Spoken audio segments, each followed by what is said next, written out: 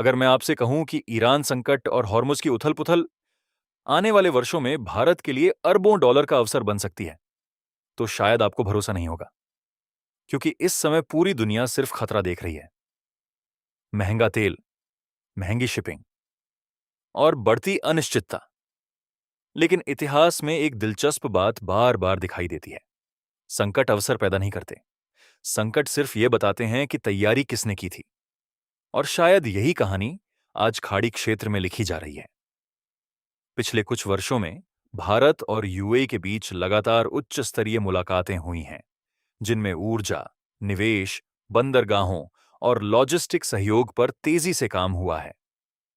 ऊपर से ये सामान्य कूटनीतिक मुलाकातें लग सकती हैं, लेकिन इनके परिणाम अक्सर महीनों और वर्षों बाद दिखाई देते हैं। फिर खाड़ी क्षेत्र में संकटों का दौर शुरू हुआ।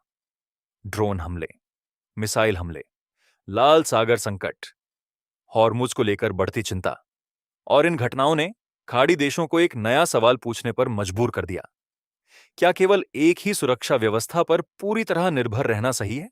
यही वजह है कि कई अंतर्राष्ट्रीय विश्लेषकों ने इस स्थिति को क्राइसिस ऑफ ट्रस्ट, यानी भरोसे के संकट के रूप में वर्णित किया है। इसका मतलब यह नहीं कि अमेरिका गायब हो रहा है, लेकिन इसका मतलब यह जरूर है कि खाड़ी देश विकल्प तलाश रहे हैं।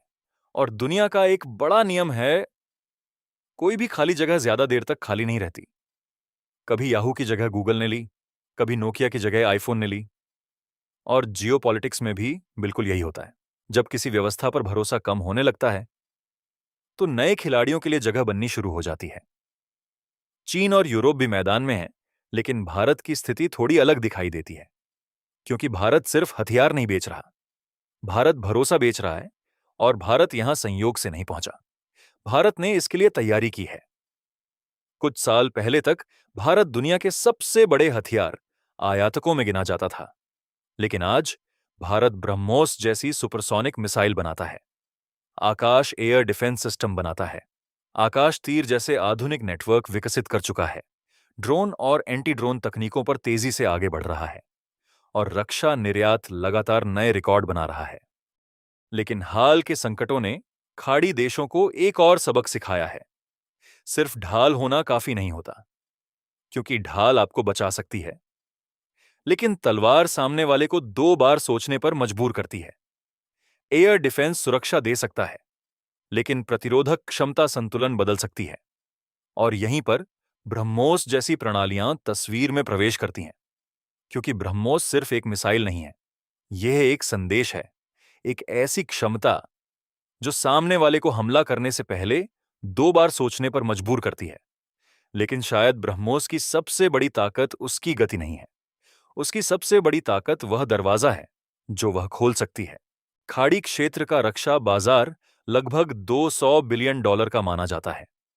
दशकों तक इस बाजार पर अमेरिका और पश्चिमी देशों का दबदबा रहा।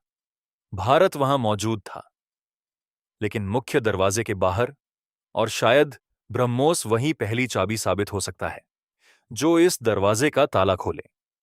क्योंकि रक्षा उद्योग में पहली बड़ी डील अक्सर सबसे कठिन होती है, लेकिन उसके बाद रडार आते हैं, एयर डिफेंस आता है, ड्रोन आते हैं, मेंटेनेंस आता है, ट्रेनिंग आती है, और सिस्टम बनता है।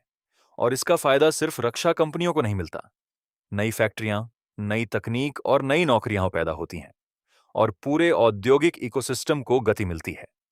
यानी अगर यह दरवाजा खुलता है, तो फायदा सिर्फ किसी एक मिसाइल निर्माता को नहीं होगा, इसका असर भारत के उद्योग, तकनीक, रोजगार और रणनीतिक प्रभाव तक दिखाई दे सकता है।